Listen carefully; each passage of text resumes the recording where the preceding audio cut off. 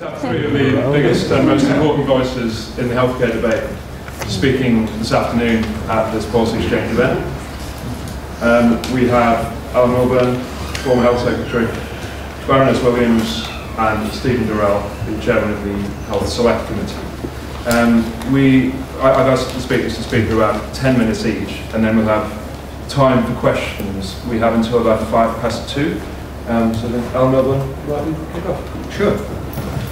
Thank you. Thanks very much indeed. And it's good to see such a great turnout. You think that something was going on.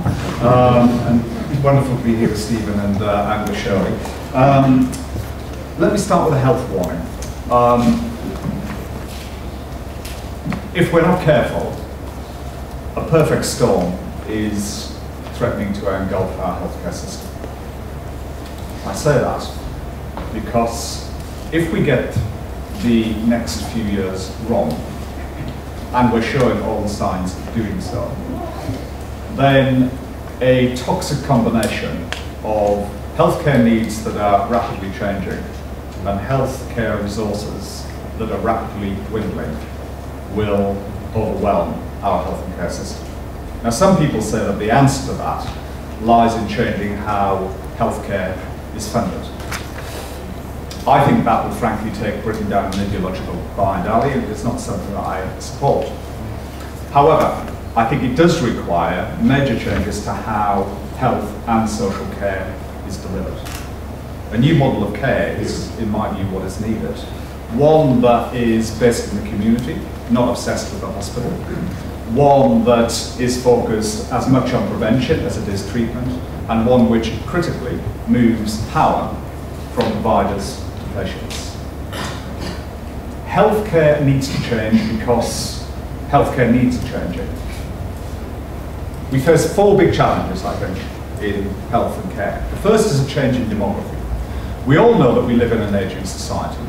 By 2030, a fifth of our population will be elderly. By 2050, it will be 1/4.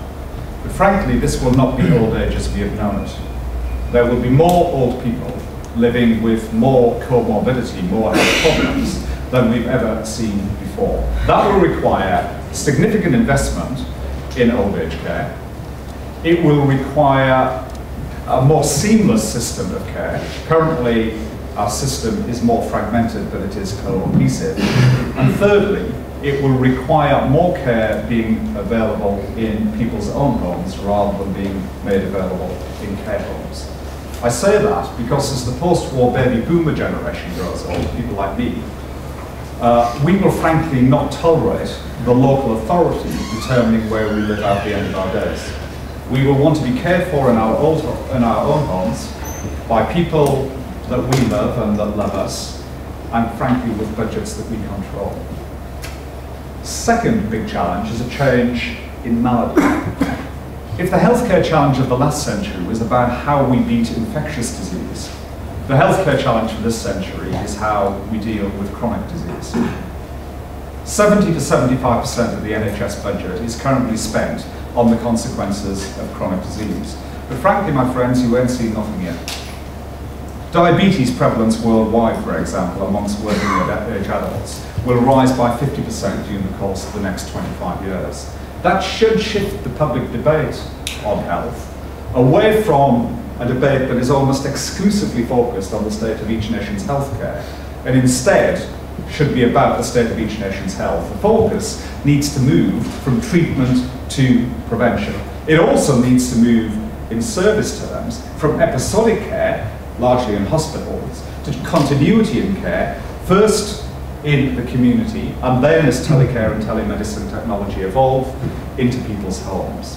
I say that because, look, if you've got diabetes or arthritis, it's a condition that is with you 24/7. It never goes away.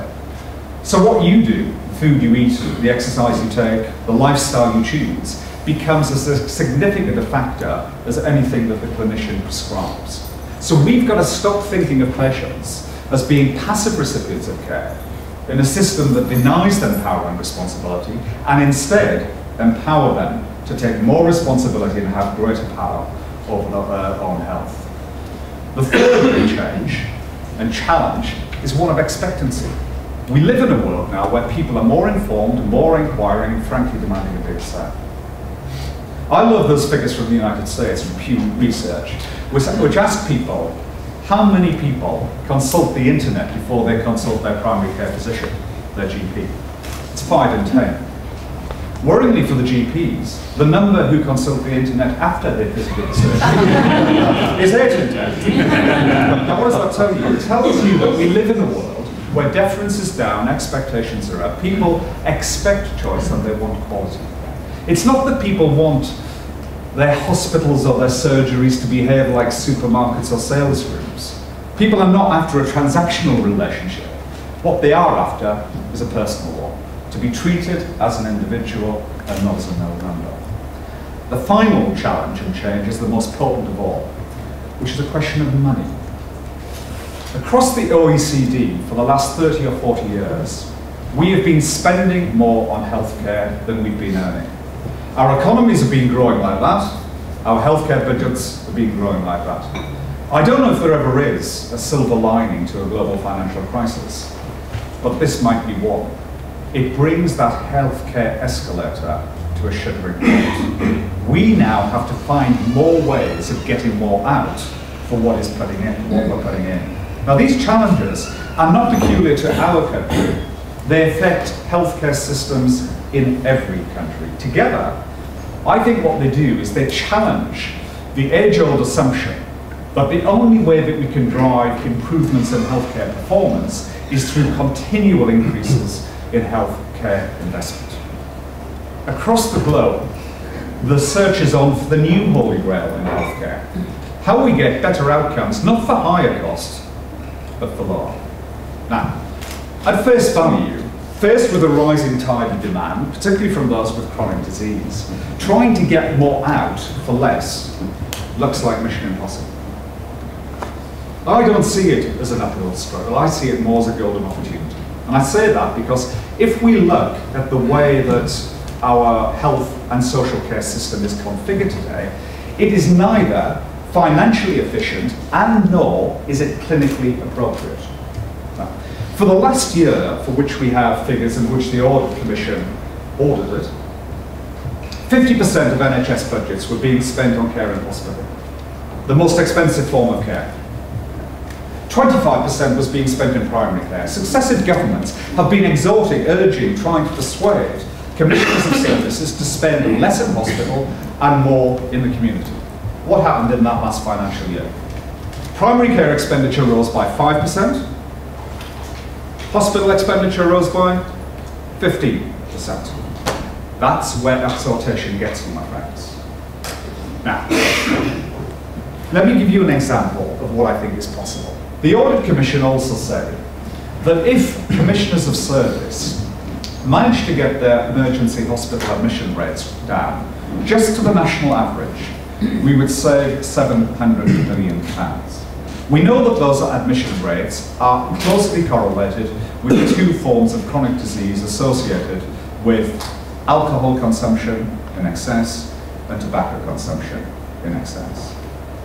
So self-evidently, we need to invest more in community infrastructure, in prevention and in public health if we are going to stem the tide that inevitably keeps coming the hospital's way. What that will do, what it should do, is force us to think in future, whichever government is in power, when we think of healthcare, less as being big spenders on healthcare and more as being switch spenders, where we switch spending from less optimum forms of expenditure to more efficient ones that are capable of guaranteeing better outcomes. So we should explicitly switch expenditure from hospitals into the community. We should explicitly build up a new community infrastructure of support in the community.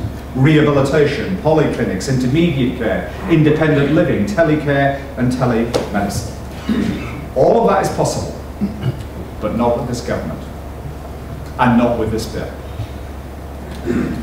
The government made the Conservative Party, I beg your pardon, one big part of the government, made a foolish pre-election commitment, which was to oppose changes to hospitals. That is a roadblock to reform. Worse still, the bill that Stephen and Shirley and their colleagues have been discussing and will continue to do so for many months to come,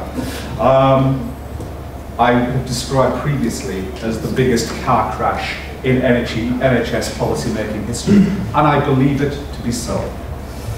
I don't think the bill nor the government either have the permission or the vision to carry out the changes that are necessary. So in my view, that will not happen with this government. This bill is a patchwork quilt of complexity, of confusion and compromise that is simply not up to doing the job that is required or to meeting the challenges that the country's healthcare system now faces. But if this government can't do it, a future government will have to. And in the meantime, what you're already beginning to see across our health and social care system, in the absence of a lead from the top, is a remarkable bout of innovation from below. And these innovations, I think, point the way to what a future national reform programme might look like. And I think there are 3 or 4 elements that I briefly want to touch on. The first big reform is that we have to move from having a system of healthcare to having a whole care system. Our current system, as Stephen and others have repeatedly said, is fragmented between GPs, community services, hospital services, social services. That is not only financially inefficient because it brings duplication, but it's also experientially bad for patients. Patients feel passed from pillar to post within the system. The growing numbers of elderly, the fact that chronic disease is becoming the issue that health and social care is having to deal with, is prompting local commissioners of service, whether on the health side or the social care side, in places like Torbay and Hereford and Cumbria, to think about how they can overcome the barriers between health and social care. I think those local innovations point the way to a big national reform, which is to have a single system of care with a single system of funding and one accountable local organisation who is responsible for commissioning integrated care to individual patients.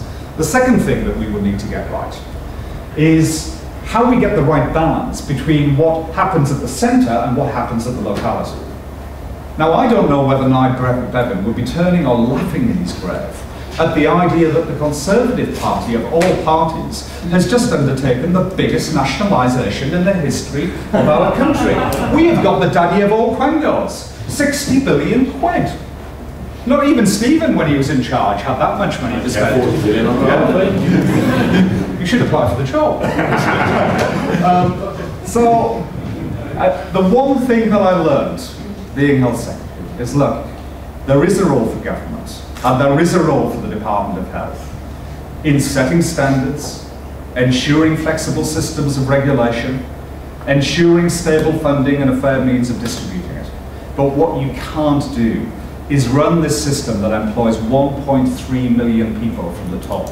It has got to be run to be empowered from the bottom by the clinicians and the managers who actually provide the day-to-day care. That's why we introduced Foundation Trust, that's why we introduced Primary Care Trust, and it is what a future government or a future Secretary of State is going to have to do, complete the autonomy journey. Third thing that we are going to have to do is we're going to have to stop, in this time of fiscal constraint, we're going to have to stop paying providers for who they are and instead start paying them for what they actually do.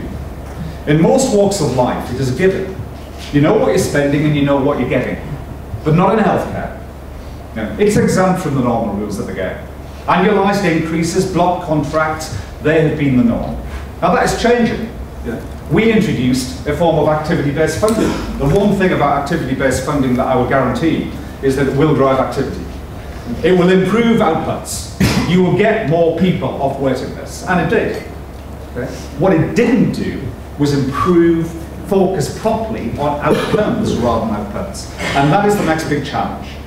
How we pay providers, not for who they are, or even for what they do, but instead for what they achieve. So we need to see a bigger accent in the way that we pay our providers on quality and not just quantity. And critically, the key financial incentive across the whole of the care system has to be how we keep patients healthy and out of hospital rather than assuming that we should just pay for them once they get in.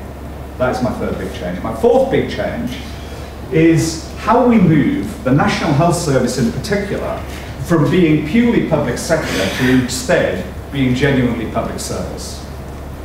I'm no great fan of monopolies in any walk of life, whether public or private. In my experience, they're never characterized either by operational efficiency or by customer responsiveness, which is why I introduced a managed market into healthcare. Now, I'm not saying that competition is appropriate for every service. It isn't. But my view, in a time of fiscal constraint and learning the lessons that we have learned over these last few years, where if you target competition to put it in the right place, you get both improvements of operational efficiency and you get better outcomes. My view is that the National Health Service will need not less competition, but more. The final change is this: how we move patients from being passive recipients to more active participants in their own care. And for me, this is the biggest change of all. And I say it's the most profound for this reason. The growth in chronic disease challenges the very paradigm of healthcare that we have had for a century or more. The clinician prescribes, the patient receives. But if I'm right, and if you have diabetes or arthritis, what I do as a patient becomes as important as what the doctor or nurse does, then we have to find ways in the academic jargon of bringing patients in so that they become co-producers of their own care and not just passive bystanders. Which is why we need a transparency revolution across our health and social care system. So the patients can see which bits of the system are working and which bits are not. Which bits work for them and which bits don't. We need to see, in my view, the wholesale adoption in healthcare for those patients with chronic disease, just as we've seen in social care for the elderly and the disabled, of a very simple principle, which is patients being able to choose between receiving a service or receiving a budget. When that has happened, in the US and Germany and even in the UK, two remarkable things happen. First of all, levels of personal satisfaction rise, perfectly obvious, because suddenly you're in control of your life and the authority isn't. But secondly, levels of public expenditure fall. Why is that? I think it's because patients in the end are far more conservative than clinicians are. Now, I don't believe that these 5 big changes are going to happen with this Secretary of State. But they're going to happen with a future Secretary of State. I say that not just because the cash is running out, but also because time is running out for a system of care that was designed for the needs of the last century, but frankly isn't designed for the needs of this. In my view, there is a real challenge here, but there is also a real opportunity to fundamentally change accountability in our health and care system. Accountability in the modern world can't be to politicians, nor should it be to providers. It shouldn't even be to professionals. Accountability in the modern world should be housed with patients. It's their health, not ours. And in my view, the reform opportunity is how we ensure that there is a redistribution of power within health and social care so that the patient has far greater control and a far bigger say. That is the opportunity that is presented. Sadly, it is an opportunity that this health bill has missed.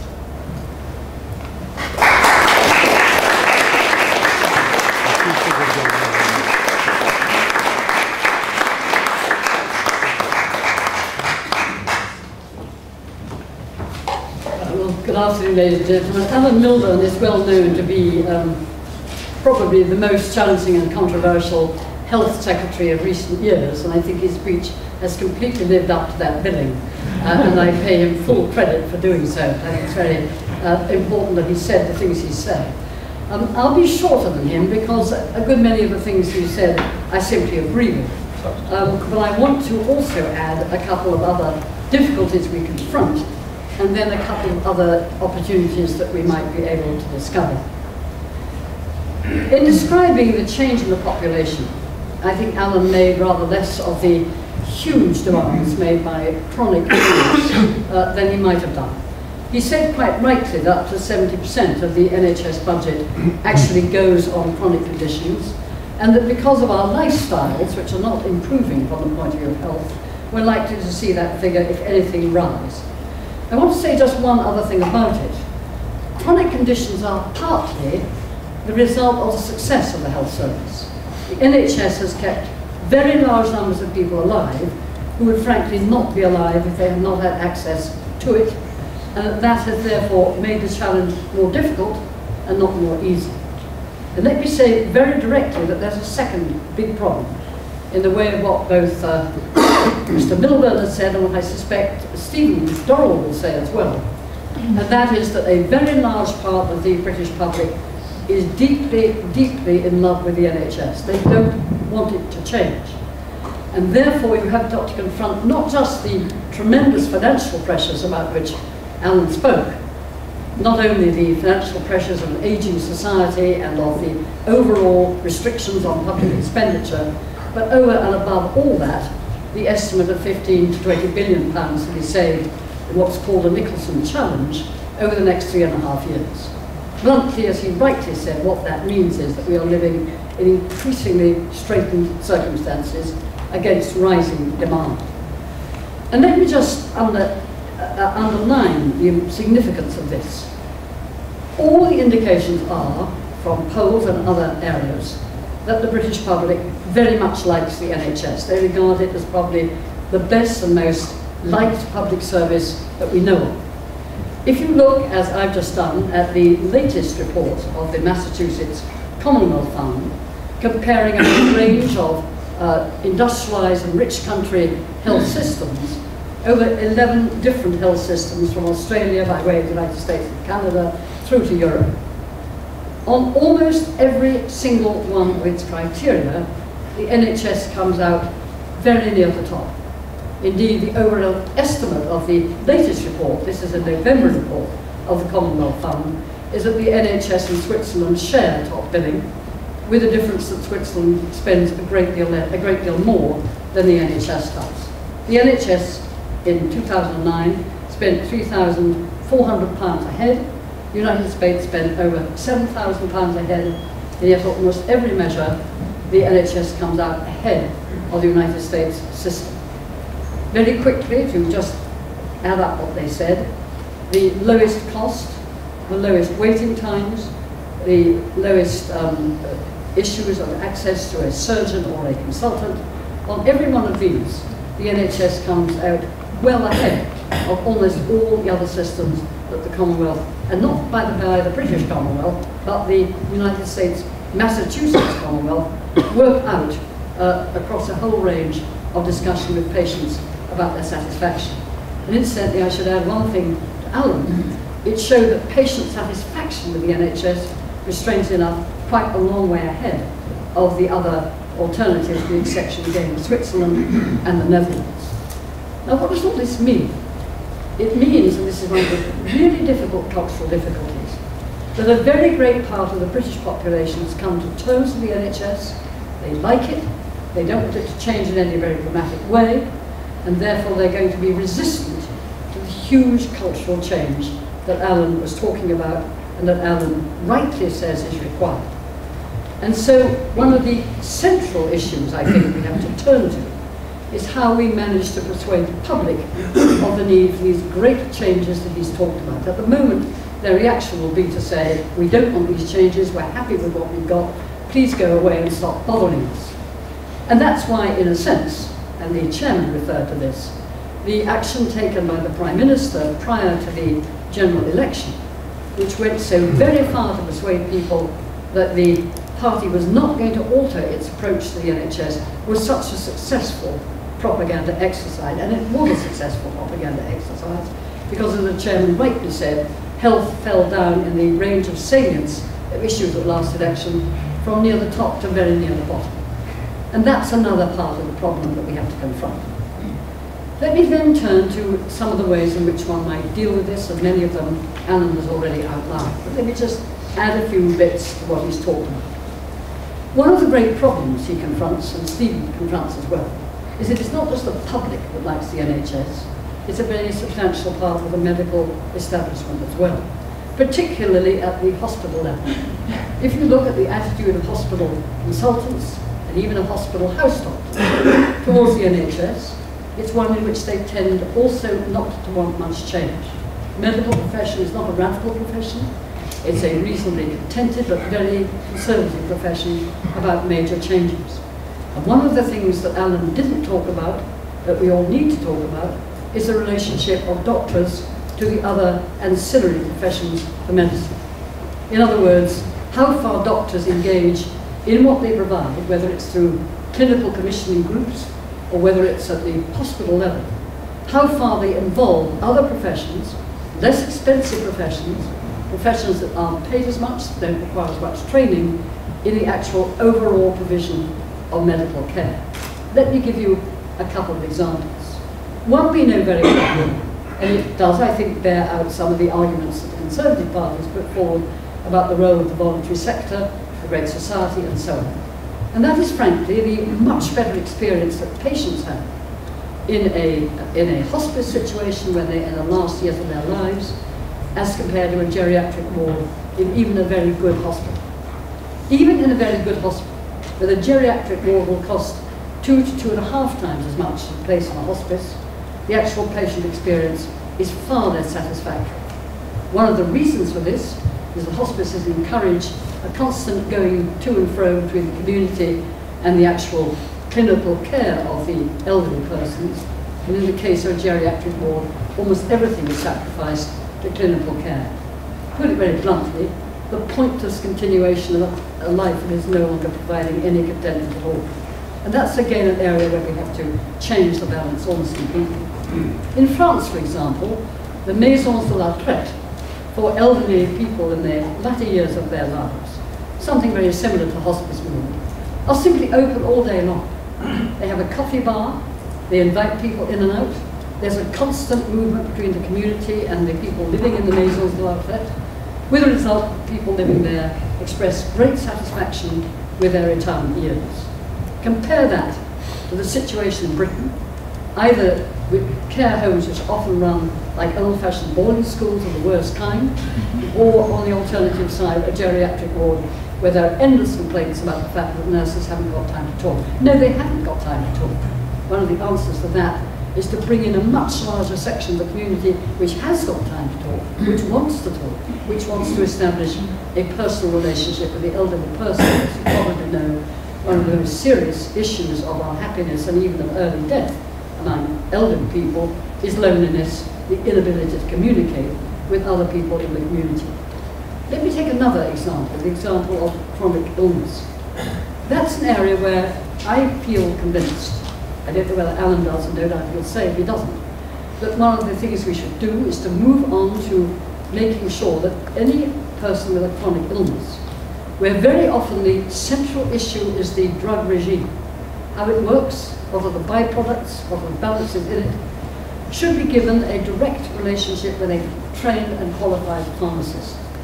That pharmacist then becomes overall responsible for the drug regime that the chronically ill person is almost certain to be living with. Because very often, the chronically sick person will go to a GP to worry about the fact that they failed to take a particular pill, or that they took it and had byproducts, or that the balance of their drug regime simply isn't giving them any satisfaction in living a more healthy life. And we have this huge army of qualified people who are underused, under-respected, and that means that there is a much heavier weight on the GP practice and even on hospitals than there needs to be if we arrange for an arrangement of the kind I've talked about, which among other things, incidentally, will enable a patient to get immediate advice and help from somebody who lives in their own high street, rather than, as at present, depending again on expensive hospital treatment or at least hospital advice. I could go on and on. There are many more examples where simply if one could open up the structure of medicine to recognize it's made up of many specialities and not just one, we would be beginning to save substantial sums of money for the NHS. Now the last point I want to say. There's a good deal of truth in what Alan said about the NHS bill, or as it is now, the Health and Social Care Bill. It is now going through literally scores of amendments in the House of Lords. To be precise, I counted the figures up today. 343 amendments for 301 clauses in a bill which is over 250 pages long. The Lords are enjoying it. The Lords are absolutely full of highly qualified, indeed eminent medical people from all ranges, but most particularly, of course, consultants and senior doctors. And they're really having a ball, putting down amendment after amendment after amendment, all very well informed, all very detailed, and all in the business of trying to change Mr. Lansley's proposals back into something that looks more like the NHS than Mr. Lansley ever intended. So we have lots and lots of amendments on health inequalities, we have lots and lots of amendments on, for example, integration and all the rest of it. Now, I won't go on because I don't want to use up more of Stephen's time, except to say this. Alan Milburn is absolutely right that we require a cultural revolution. Mr. Lansley is right about having recovered public health and put it right back at the centre. That's a good thing to have done. No doubt about that at all. And there's been much more emphasis on public health and on the independence of the public health system than there was under the old NHS structures. But let me say, first of all, making that cultural change is going to be incredibly difficult. I have to again repeat that the NHS has got a staggering record by any fair international reputation, by any fair international rule. But it means that we have increased our problems because there are many, many people in this country, both medical and civilian, who are totally dedicated to it and don't wish to see it change.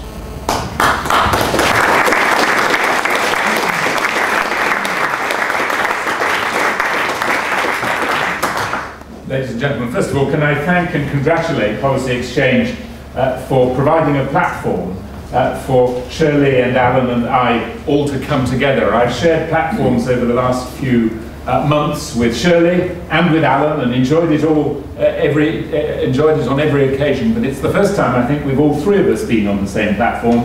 And the game for you this morning is, apart from the technicalities of the Health and Social Care Bill, to find the difference between us, because I think you're going to find that quite challenging.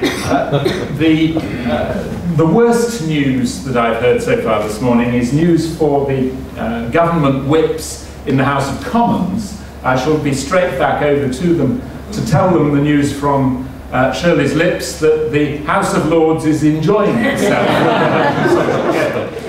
If you are a government business manager, that is not good news. But that's the only thing I want to say, actually, about the Health and Social Care Bill.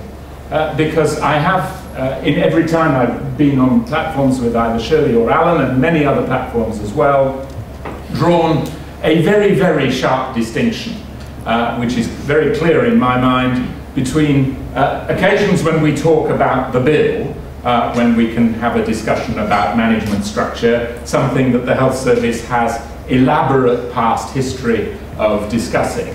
But there's a discussion to be had about the management structure of the Health Service, which you can have on one day, and there's an immeasurably more important and more interesting discussion to be had about the future shape of healthcare. And I take this as being a discussion about the future shape of healthcare, not a discussion about the management of the National Health Service. And for that reason, and that's another reason to thank Policy Exchange for facilitating that much more important discussion. I don't want to repeat anything, all the things that Alan and Shirley have said. It's one of the disadvantages of coming third that you hear all your key points being made by others. I want to present what is in effect an identical analysis from a slightly different perspective. And I want to begin with the word service reconfiguration. It's a phrase that strikes a chill into the heart not only of NHS managers all around the country, but certainly of elected politicians all around the country. When it is announced that a service reconfiguration is in prospect, what is in effect being announced is a whole series of petitions, of public meetings, of demonstrations about why what is proposed to be done to the NHS in that particular local community is the end of civilization as we know it. 2 points to draw out of that caricature of service reconfiguration. The first important one is that it's perceived to be an event and not a process. And it follows, in my mind, absolutely as night follows day, from everything that Alan and Shirley have said, that service reconfiguration needs to be seen as a process right across the health and social care system. What's more, it needs to be a process which we carry forward in the years ahead at a pace that we have not previously experienced. And I've said to David Cameron's face, I've said on the record, so the journalists present, it's not a top of the news story, but one of our biggest mistakes, I think, as a party, was to tell the world in the run-up to the last general election that service reconfiguration was going to be subject to a whole series of new checks and balances, with the implication that it was going to be slowed down. If we're going to rise to the challenge that's been described by Shirley and Alan, then the imperative is to see service reconfiguration in order more effectively to use public resources and in order more effectively to meet the needs of patients. That service reconfiguration needs to be seen as something that is facilitated, that is embraced, that is what is necessary if we're going to deliver the health and social care system that meets the challenges placed upon it over the years ahead. If I want to illustrate what I mean by service reconfiguration, can I offer you something to make you stop and think? Think Longbridge. Longbridge was a car factory, for the younger people present, was a car factory in Birmingham in the 1970s, which was a byproduct for its resistance to, byproduct actually as well, is what came out of it. It was a byword for resistance to change, for insistence that things have to go on as they are, and for protection of existing interests rather than responding to the demands placed upon the car industry by customers. And Longbridge, for those who've driven through Birmingham in recent times, now is a housing estate and an industrial estate that makes no motor cars. Now, what was happening, the reason I say think Longbridge is that within our health and social care system, I think we face the same challenges today as people faced in Longbridge in the 1970s. We have to persuade all of the stakeholders, patients, service users in the social care system, those who work in the health and social care system, those who pay for it in the form of taxpayers. We have to persuade all stakeholders of the need for a process of change in order to deliver the kind of vision which was being described by Alan and Shirley. And the background against which that change programme is required is partly a set of drivers based on quality. Think, for example, of the stories that are now becoming an increasingly regular occurrence in the newspapers about quality of care issues for care of the elderly. Think about how it is that we encounter in far too many instances of people being passed round the system from one part of it to another, not fully understanding why they're being passed from one to another, the people they're going to see not being fully, not having available to them the information and the resources necessary to deliver properly integrated care. Those people are experiencing is a disintegrated service trying to deliver integrated care. So the one driver of this requirement to change the care model in our system is a driver to deliver better quality to those who who place the kind of demands on the system that Alan and Shirley have highlighted. But the other driver of change is the phrase that the Select Committee, I think, can claim to have coined. It was us that described the resource challenge facing the National Health Service as the Nicholson Challenge. The resource challenge to meet the expectation of rising standards of care out of our system against the background of a flat real terms budget through the lifetime of this Parliament, a system where Demand is currently rising, as it has done right through the history of the National Health Service, by 4% per annum. 4% rise in demand, flat real terms budget. The only way you do it is by delivering 4% efficiency gain 4 years running. That's the economist's view of the requirement to change the care model in order to meet the demands placed upon it and in order to meet the quality demands placed upon it as well. If you believe that you can meet demand and deliver improving quality against the background of the need to improve efficiency, 4% per annum, 4 years running, out of our health and social care system, just by managing cost and buying a bit cleverer, you live in a different world from the world I live in.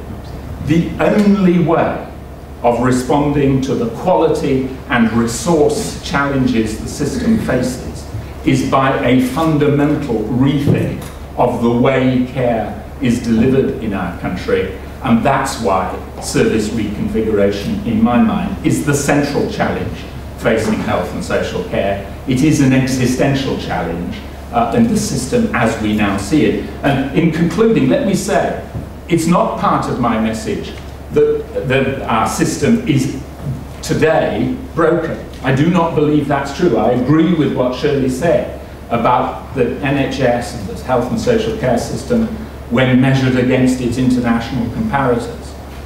But what we have to understand is that against the changing pattern of demand and the changing resource outlook, the requirement for a change in the model of care as we look through the 5 to 10 years ahead is one that is without precedent in the history of our health and social care system. And that's why when people talk about the need for unprecedented change, they're making exactly the right point, as long as they focus their attention on the delivery of care and not the all too precedented changes in the management structure.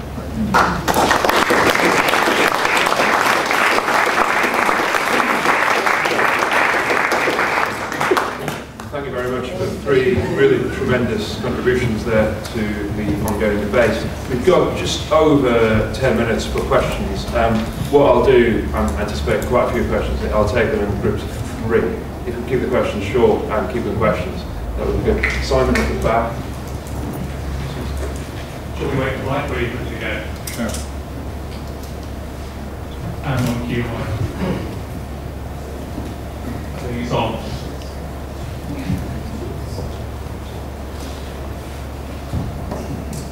Simon Hill from Cerner. Thank you for all those comments, very interesting. The question I'd like to ask the panel is, what one single thing would they do to get the public to accept the need for service reconfiguration? There's another question. As someone who spent 18 years caring for someone with complex needs, I get very depressed hearing people like Shirley Williams and Stephen Dorrance say how wonderful the NHS is, when actually surveys show that those with complex conditions, the elderly and disabled, don't find it wonderful, they find it very poor, because they see it for what it really is. What I'd like to ask is, and the idea that talking to your pharmacy might be the solution to your problems is, I think, slightly extreme. But what I'd like to ask Shirley Williams is if she wonders why the reason that hospices have such a better reputation is because they get sort of state funding. They get a fraction of the state funding of course hospitals and geriatric wards, and indeed the most satisfaction is children's hospices which get even less state funding. They have to go out there and, if I can use that dirty word, compete. And that's why they're so much more responsive to the user's needs. And also for Mr. Milburn, as someone who is, I'm one of the trialling personal budgets within the health world, I'd like to ask your view on whether you think they have a revolutionary power to bring about the changes which you're rightly identifying as needed. The gentleman 2 rows from the back. And after him, the lady just behind. My name is Richard Summery. I was until a few months ago chair of NHS Haringey, and in that guise I chaired the Barnet Enfield and Haringey strategy, which dealt with Chase Farm Hospital, which was delayed when the new government came in, but has now been agreed, subject to judicial review for the 2nd time. And also chaired across London the proposals which have now been implemented on stroke and major trauma, which was a very successful reconfiguration. My question really is to Stephen Dorrell, and that is in separating out the issues around the health bill at the moment and your arguments, which are, on the whole, the analysis that you, all three of you put forward, I entirely agree with. It seems to me that in concentrating and focusing so much on the bill, what will happen is that it will prevent exactly the kinds of things that you are talking about from taking place, the sorts of reconfigurations which we do need, the sorts of decisions that we will need. Because actually focusing on structures at the top is not going to make the changes at the bottom that we fundamentally should have. There's a lady in the back row. Thank you. Christine Hancock. I run C3 Collaborating for Health, which is a small global charity committed to preventing chronic disease. I was delighted to hear Alan talk about prevention, but then it wasn't in his conclusions, and I'm not sure the other two speakers mentioned it at all. And in part that's because I don't think the NHS knows how to do it, and maybe shouldn't, because it doesn't control the real levers of prevention. But there are some intermediary issues, and Alan particularly talked about the inexorable rise of diabetes. I was quite shocked relatively late in my professional career when I discovered 80% of diabetes can be prevented relatively simply. But of course the real cost, and it's 10 to 15% of the NHS costs at the moment, the real cost comes from the terrible complications, the biggest cause of amputations, kidney failure, adult blindness. And those can be addressed quickly with phenomenal differences in meeting that Nicholson deficit that Stephen talks about. Should we start Stephen and work away? Well, first of all, can I, in response to Christine, say, sorry, yeah, thank you. In response to Christine, say that there was a trap, it seems to me, for all of us today, which is simply to repeat each other. And so I agree with what Alan said about prevention. It seems to me it's a key part. It's not just a minor part, but it's a key part of the remodeling of care in our country. That we do put more emphasis on early intervention in order, because prevention isn't just about telling people to take more exercise and stop smoking and so forth. It's also about ensuring that you do have the structures in place to prevent unnecessary falls, to put in place the necessary supports in people's homes to allow them to live more independent lives. So prevention has a hard edge as well as a teaching edge. And it's absolutely central to what I understand when I talk about restructuring care, putting the resource into the front line in order to avoid having to pick up the pieces when people get into hospital. In terms of the question from the back, what's the single most effective thing we can do to make the case for service reconfiguration? It is, I think, first, the most important lesson in life, actually, when you're engaged in change management, is to face into the need to change. If you convince yourself you can half do it and you can hedge around the edges, you end up half doing it and being driven off key objectives. If, on the other hand, you explain what it is you're trying to do, which is to deliver a care system which is more effectively designed to use resources efficiently to meet tomorrow's demand, set out clearly what good looks like, then you've got some chance of winning people over. I would also add that you need to respond to the challenge Alan and I have talked about elsewhere. You can't deliver integrated care on the kind of the new model that I've been talking about if you have disintegrated commissioning. So I completely agree with what Alan says about the need for single budgets in order to own the process of service redesign in a particular health economy. And that would be my policy prescription to take us down that road. The question here was, how do you do all this against the background of the bill? I think you don't need to be have a great capacity to read between the lines to understand that I'm not a great fan of the bill as a vehicle for delivering this vision. What I do, I voted for it all the way through. I actually think that the simple proposition in the bill is that it encapsulates exactly the same health policy that every health secretary has followed through since Ken Clarke first introduced purchaser-provider in 1990. Ken Clarke legislated in 1990, Alan legislated it in about 2002, we're legislating it again. It's broadly speaking the same policy. There are differences around the edges, including the public health policy Shirley mentioned, which I think is an important one. But it's a secondary, the question, the answer to the question, how do we do it against the background of the bill, is that we rely, as we have done in the past, on people within the health service understanding that these are the issue, these are the key issues, and driving them forward. And sooner rather than later, for my taste, articulating the kind of vision that I described in answer to the previous question. In terms of the question at the back, with respect, I did not say, I am not on the square of saying the NHS is the envy of the world and everything we do is perfect. I made it clear that I was on the square of thinking there are major service failures in the way we deliver care, in particular to elderly people, in the way that there are, that's the example that's in the news, but I could also have picked the care delivered to mentally ill people, the care delivered to many groups, many disabled groups. So there are the people who rely on integrated community services are typically the people who get a poor service out of our current structures. And since they are becoming relatively more important in the world ahead, that's part of the thing that's driving the need for change. What I did say is that if you look at the health outcomes for the resources committed to the NHS by international comparisons, it stands reasonable comparison. But what I then went on to say is that won't be true if we don't address these priorities for the redesign of the model of care in the years ahead. Well, let me deal with these same questions. I don't need to again repeat what Stephen said. I agree with a good deal of it. In answer to the question, what would be the one thing, I'll straightforwardly say, I think I would have gone about these major changes without changing the whole structure of the NHS. And one of the reasons for that is because there's a huge loyalty among those 1.2 million people who work for the NHS towards the NHS. And I'm very troubled about what happens if their loyalty is lost in the process of making the huge changes that both Alan and Stephen have talked about.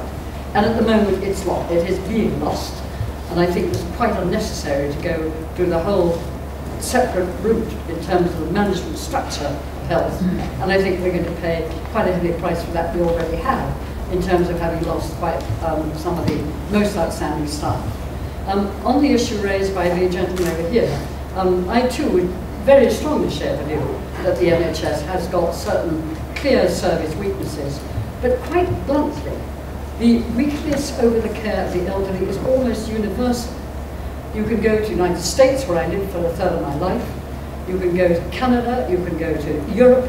The problem is almost universal, because we persist in looking at the problems of the elderly as if they're primarily about the problems of how long you can live. They're not.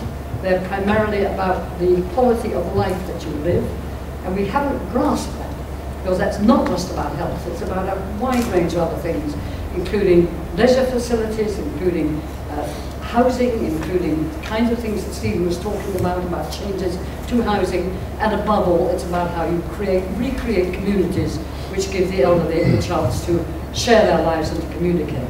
It's as simple, if I can put it at a very basic level. If you look at a council, and that council says to elderly people, they can't have a cat in their council house, you're doing immense damage to that person's quality of life, although you probably regard it as not even on the same level as providing yet another drug that will keep you alive for yet a few more months.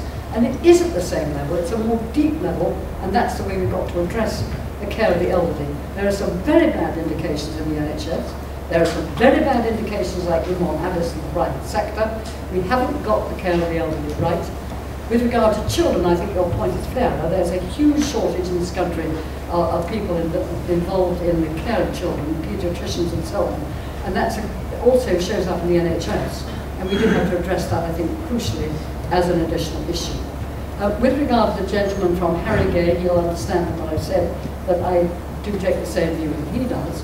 And I'm very worried that some of the most exciting experiments, and I shall stop on this, like the experiment of combining health and social care together in Torbay, is now being put at risk as a result of the new approach. Why can't we build on the best that's happened and then extend it? And one of the things in this country we've got badly wrong is that we almost never do pilot schemes before we actually introduce whole legislation. This isn't a specific way to part a lousy effort across the whole front. And the final point I want to make about that is that I think that in the case of the last government and indeed the present government, there were some very good experiments which tend to stop the minute the government changes. It then starts with new experiments, some which are good. We should go much more for pilot schemes on things like care pathways, issues of that kind, patient involvement, before we go wholeheartedly over changing the entire system, literally yet again overnight. Just to sort of follow that, the thing that really mystifies me, without dwelling too much on the health bill, I think we regard all three of this as largely irrelevant against the set of challenges. The thing that really mystifies me is the politics of it. Not the policy, the politics. I don't understand when David Cameron's whole political strategy was to decontaminate the NHS, the Conservative brand, by cuddling up to the National Health Service. I don't understand why he's managed to conflate in the public mind precisely the four words that he was trying to avoid: cuts, privatisation, health and Tory.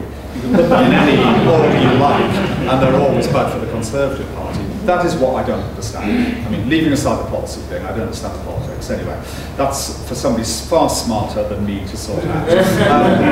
On the substantive issues that have been raised, at Scott's point, I think the NHS is struggling with this whole question of both chronic disease and its interaction with behavioural change. Because that's what it's about. Look, in the end, I mean, it's very difficult to drive down waiting lists and waiting times, as I found. But in the end, you can sort of pull levers, incentivise, get the system pointed, build some capacity, and hey presto, the sort of sausage mill churns and sausages come out. Behavioural change in terms of alcohol, drugs, what we consume, how we prevent, these are really complex things. And yet, we do know, I mean, if you look at a country like Finland, with its appallingly high incidence of heart disease 20 or 30 years ago, when a concerted decision was made to deal with it and tackle it in a myriad of guises, with the government taking a very clear, purposeful lead, you get progress. So I think the NHS is uncertain at best about how to deal with this, and yet there are some sort of guiding examples of what we can do. To your question and yours about the public. The public's the problem. We used to think that in the Labour Party. and then we worked out, as we kept losing elections, there are more of them than there are of us. So we thought probably it's a good idea to get aligned, and maybe it's the same answer. The answer to the question, in a word, is engagement. You've got to engage. Now, look, you can get engagement wrong. Let me give you another word: Kidderminster. Okay. I engaged in the wrong way, and I got the result, and so did the local Labour MP. But we know from experience after experience in country after country, when you do it right, when you engage with the public as adults and not children, guess what? People are perfectly capable of behaving in a rational rather than an irrational way. But we've got to change our mindset about how we go about it. A friend of mine, Margaret Jay, who's a very, very good health minister, once said to me, you know the problem, Alan, with when we consult in the National Health Service, consultation is not really a process, it's more a period of time. And she was right, because we'd sort of preordained the outcome before we began. And so you've got to go, you know, you've seen all day, I've seen all over the world. I saw one just the other week with Ontario and their citizens' juries and so on and so forth.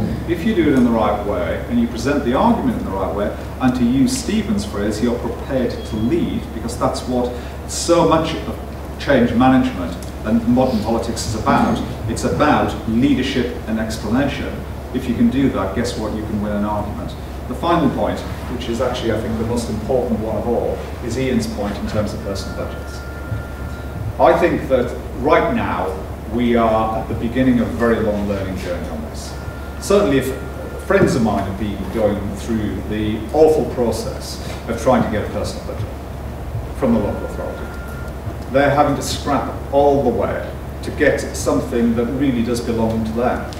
Because they pay the taxes, right? And they've got a kid who needs care. But the local authority doesn't want to give it out.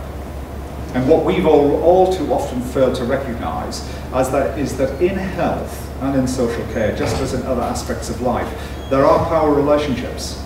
And actually my argument is that you've got to change the power relationship so that the people who do the caring, the people who need the service, are far more in the driving seat rather than simply the professionals of the providers. I think we're learning how to do that.